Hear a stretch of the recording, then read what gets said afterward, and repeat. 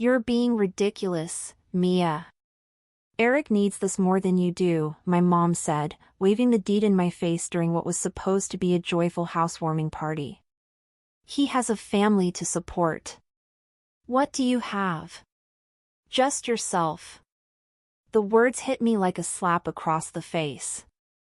I stood there in the kitchen of the house I'd spent my entire life savings on, struggling to breathe as my world crumbled around me. My name is Mia Reynolds, and at 33, I never imagined I'd be betrayed by my own family like this. As a nurse at Memorial Hospital, I'd spent the last 10 years working double shifts, picking up extra hours in the ICU, and saving every penny I could.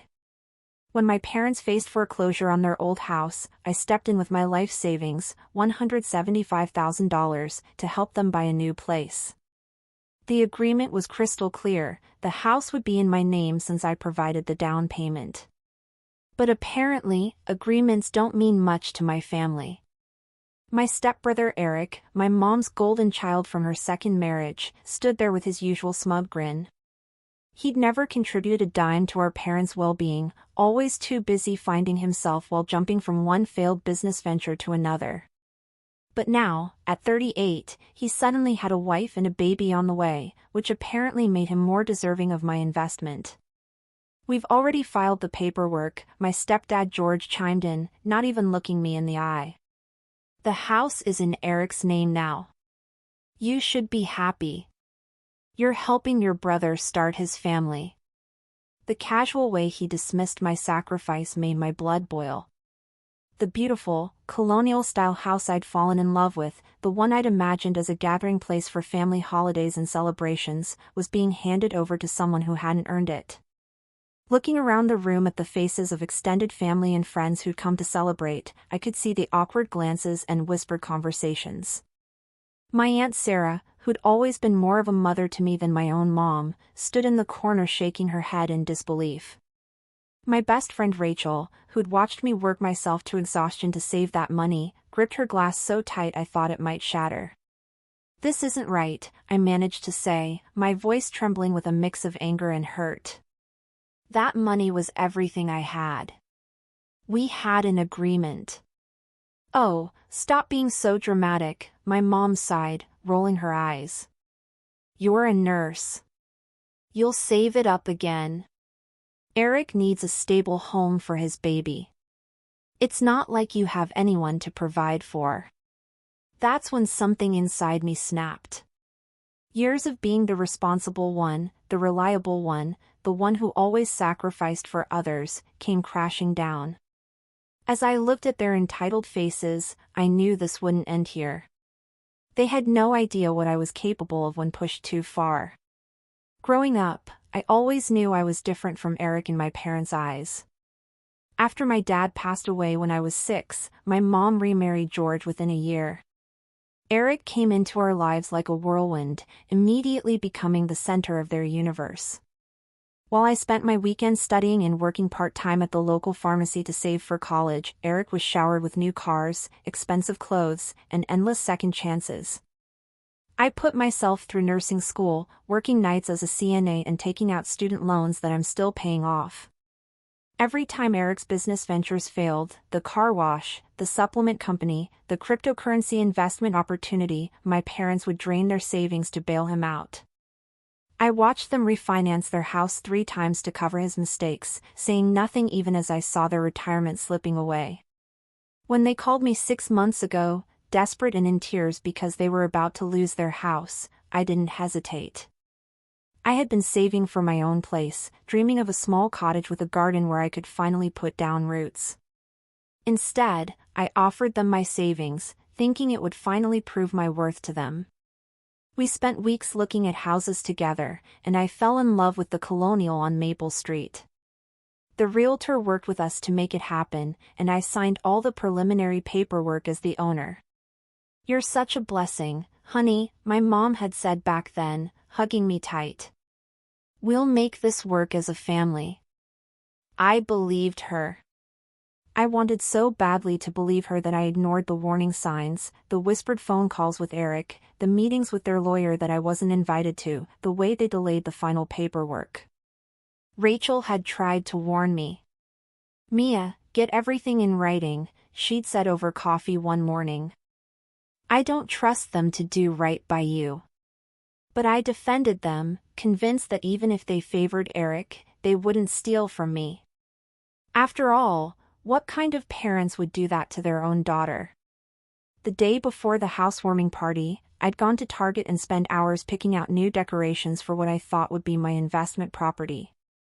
I bought fluffy towels for the bathrooms, cheerful throw pillows for the living room, and a welcome mat that read, "Home Sweet Home." Now all those items felt like cruel jokes, scattered around a house that had been stolen from me. Standing in that kitchen, watching Eric parade around like he'd earned any of this, I thought about all the nights I'd worked in the ICU, the holidays I'd missed, the relationships I'd put on hold, the vacations I'd never taken, all to save that money. They hadn't just stolen my savings, they'd stolen years of my life. As the party continued around me, my head was spinning. Guests were starting to leave, offering awkward congratulations to Eric while avoiding eye contact with me. I sat alone at the kitchen counter, staring at my phone, when Rachel slid into the seat next to me. "You need to call Marcus," she whispered, referring to her brother who worked as a real estate attorney. "Something's not right about how they transferred the deed, they couldn't have done this legally without your signature." Just then, Eric walked by with his wife Jessica, talking loudly about their renovation plans. "We'll probably gut the kitchen first," he announced, running his hand along the granite countertop I'd helped pick out. "Maybe knock down a wall or two, really make it our own." My stomach lurched. Looking around the kitchen, I noticed the folder of paperwork my parents had shown me when we first made the agreement.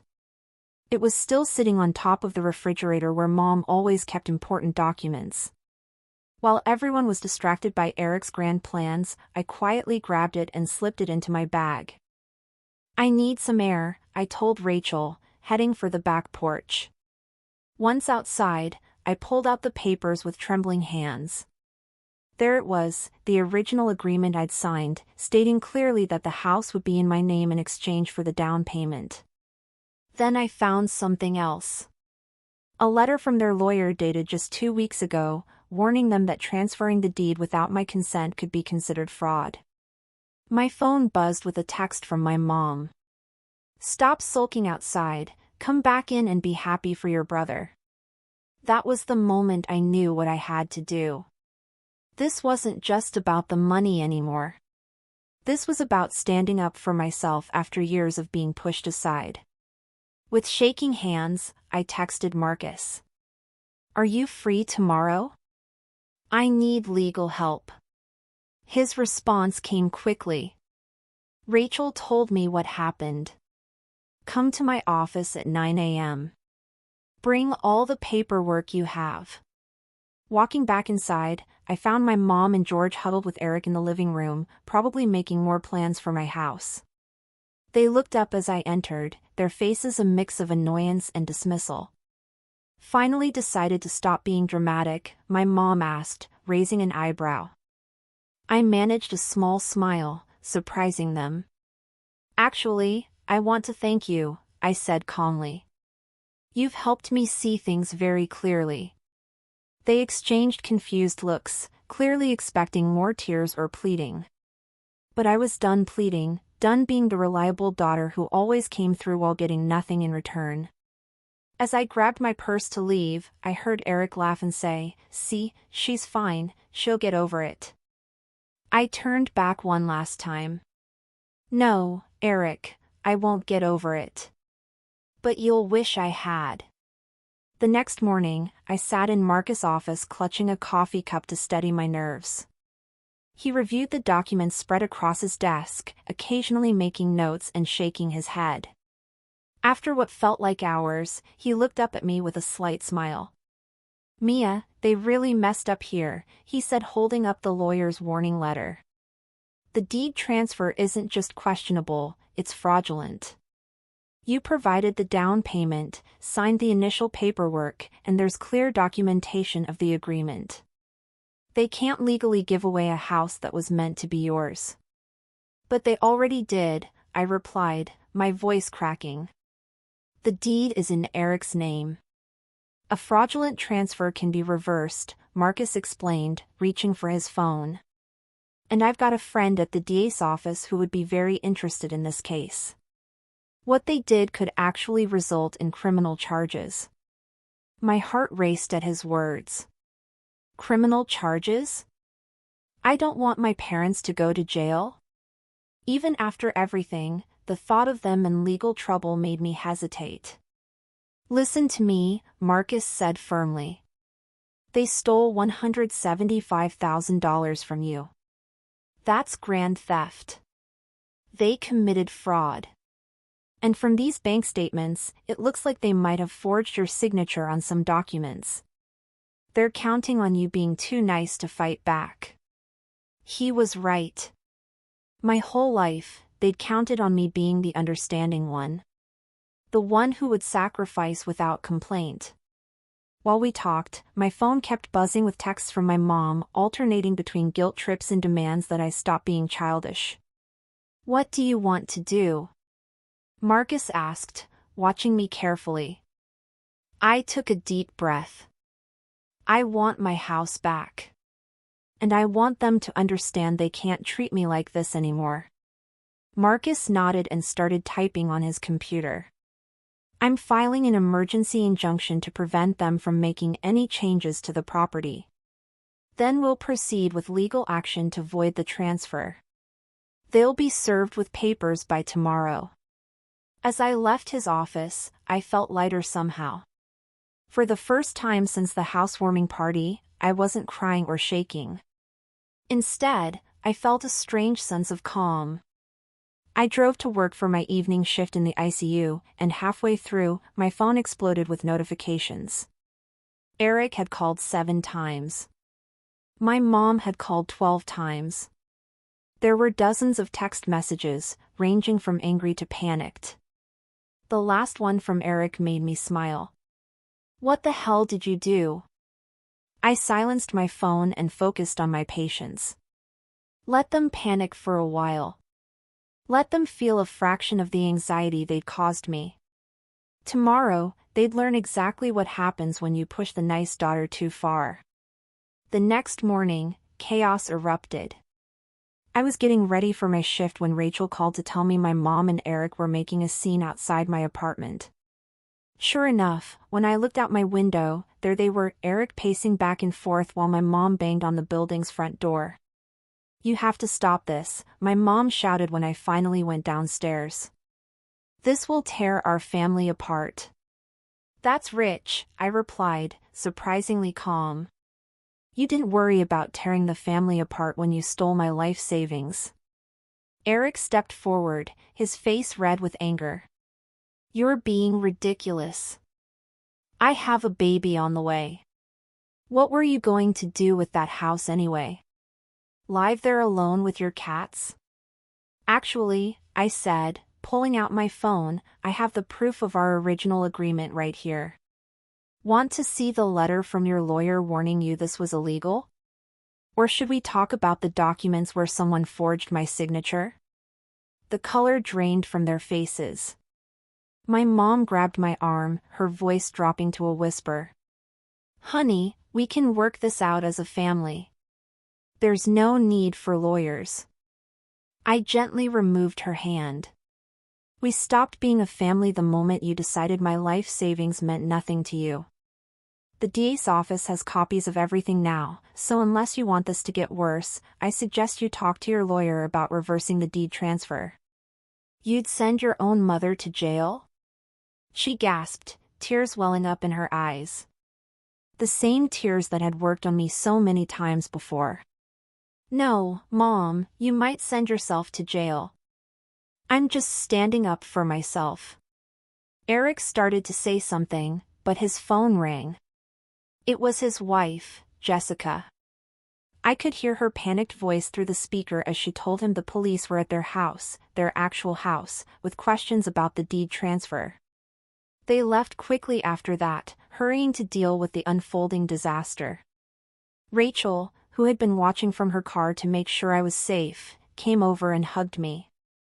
I've never seen you stand up to them like that, she said proudly. I've never had proof of their manipulation before, I replied, always just my word against theirs, but this time, I have everything in writing.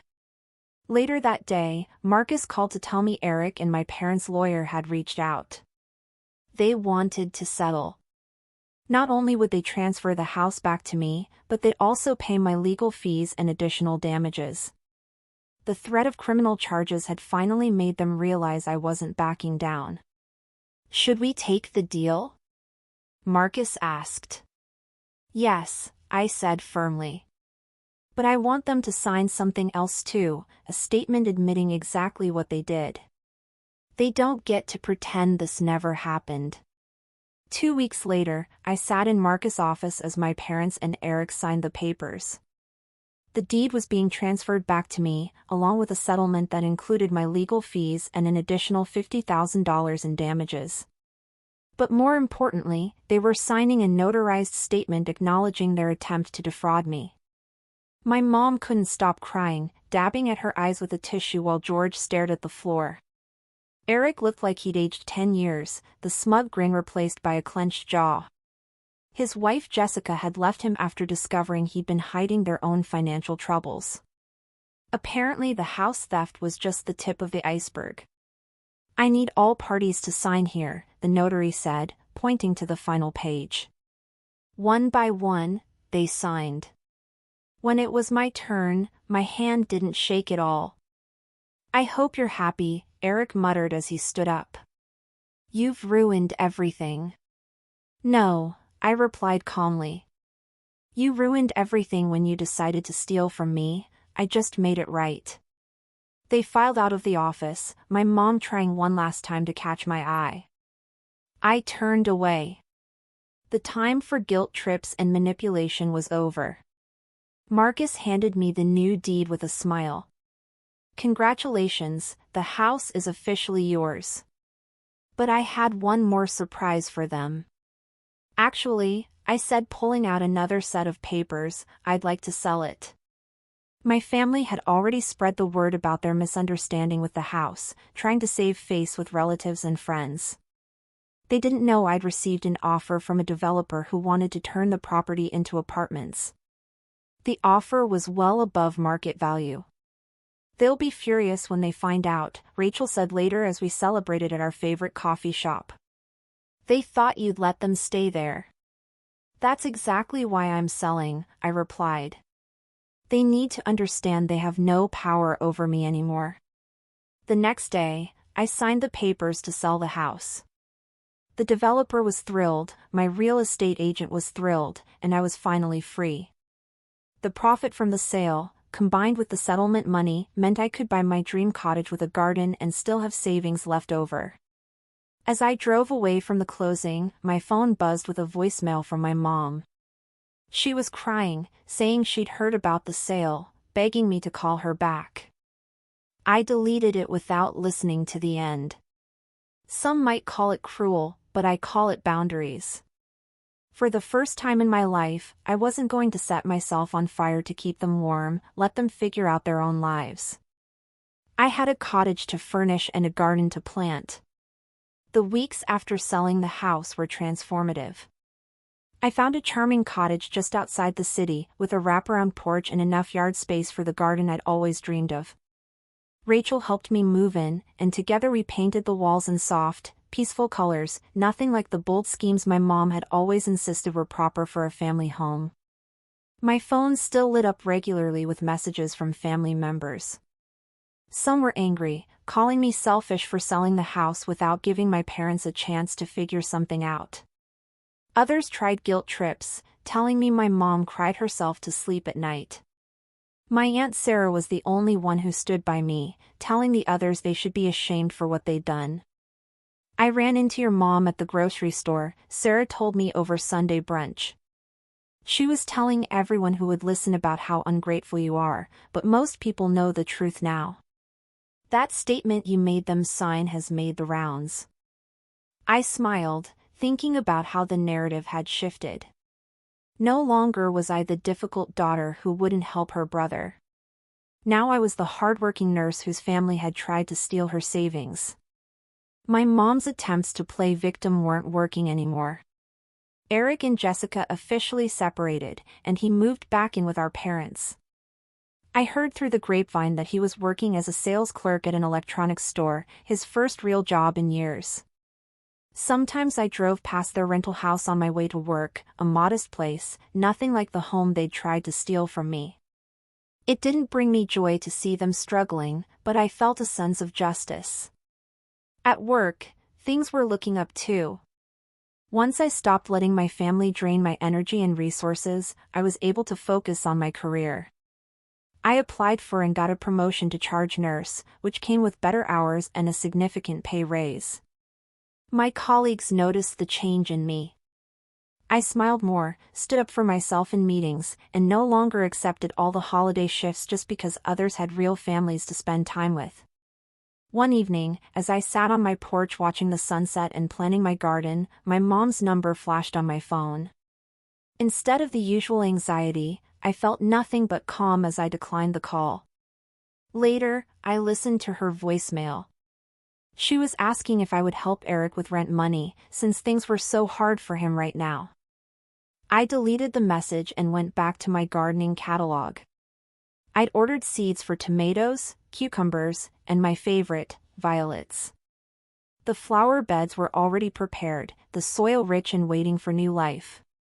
In a way, it felt like a metaphor for my own life. I'd cleared out the weeds of toxic relationships and was ready to grow something beautiful. Rachel often joked that I should write a book called How to Stop Being a Doormat in 3 Easy Steps. Maybe she was right. All it took was losing my life savings, standing up to my family, and finally putting myself first. Simple, really. 6 months after selling the house, my life had settled into a peaceful rhythm. My garden was thriving, with the first tomatoes ripening on the vine and violets blooming in neat rows. I'd made friends with my neighbors, joined a local book club, and even started dating again, something I'd put off for years because my family demanded so much of my time and energy. The family drama hadn't completely disappeared, but I'd learned to manage it differently. My mom still tried to reach out regularly, especially when they needed money. Each time, I stuck to my boundaries. "I'm not in a position to help," I'd say calmly, no matter how many tears or guilt trips followed. The phrase became my shield, protecting me from their manipulation. Eric's situation had gotten worse. Jessica filed for divorce, and the baby, my nephew, lived primarily with her. She discovered Eric had taken out credit cards in her name, leaving her with massive debt. When she came to me for advice, I connected her with Marcus, who helped her navigate the legal mess. It felt good to help someone who genuinely deserved it. One Sunday morning, while I was tending to my garden, a familiar car pulled into my driveway. My mom stepped out, looking older and more tired than I remembered. She'd shown up unannounced, probably hoping to catch me off guard. "Your garden is beautiful," she said softly, hovering by the fence. "You always did have a way with plants." "Thank you," I replied, continuing to work with my plants. "But you shouldn't be here without calling first." I know. I miss you, honey, and I wanted to tell you that your father and I are selling our house. We can't afford it anymore, and Eric's expenses." She trailed off, looking at me hopefully. I stood up, brushing dirt from my knees. "Mom, I'm not giving you money. That chapter is closed." "I wasn't asking for " she started, then stopped herself. "Okay, maybe I was. But can you blame me for hoping? You're doing so well, and we're your family." "Family doesn't steal from family," I said firmly. "Family doesn't forge signatures or try to justify theft because one child deserves it more. You made your choice, Mom. Now you're living with the consequences." She left in tears, but I didn't feel guilty. Instead, I felt proud of maintaining my boundaries. Later that evening, I hosted a small dinner party for Rachel, Sarah, and some friends from work. As we sat on my porch drinking wine and watching fireflies dance in my garden, I realized something profound. This was what family really looked like. It wasn't about blood or obligation. It was about choice, respect, and genuine care for each other. To boundaries, Rachel toasted, raising her glass with a knowing smile. To growth, I added, thinking of my flourishing garden and my even more flourishing spirit. A year has passed since I stood up to my family, and the transformation in my life still amazes me. My cottage has become a sanctuary, filled with peace and warmth that I never felt in my family's presence. The garden produced so many vegetables last summer that I started donating extras to the local food bank. Sometimes I think about how my mom used to mock my obsession with gardening, calling it a waste of time. Now it brings me joy and helps others too. My career has flourished without the constant drain of family emergencies. I was recently promoted to nursing supervisor, and my colleagues often comment on how much more confident I've become. I no longer apologize for taking vacation days or saying no to extra shifts when I need rest. Setting boundaries at home taught me to set them everywhere else too. Rachel jokes that I'm becoming a bit of a local legend at the hospital. New nurses seek me out for advice, not just about patient care, but about standing up for themselves in difficult situations. Last week, a young nurse thanked me for helping her find the courage to leave an abusive relationship. "If you could stand up to your whole family," she said, "I can stand up to one person. My parents and Eric still struggle, but that's no longer my burden to bear. They made their choices, just as I made mine." Sometimes the kindest thing you can do for people and yourself is to let them face the consequences of their actions. It's not about revenge anymore. It's about growth and self-respect. The money they stole was just money, but what I gained by standing up to them was priceless. My freedom and self-worth. The other day, I found an old photo of my family at the housewarming party, taken just before everything fell apart. Looking at their smug faces, I realized I don't feel angry anymore. Instead, I feel grateful.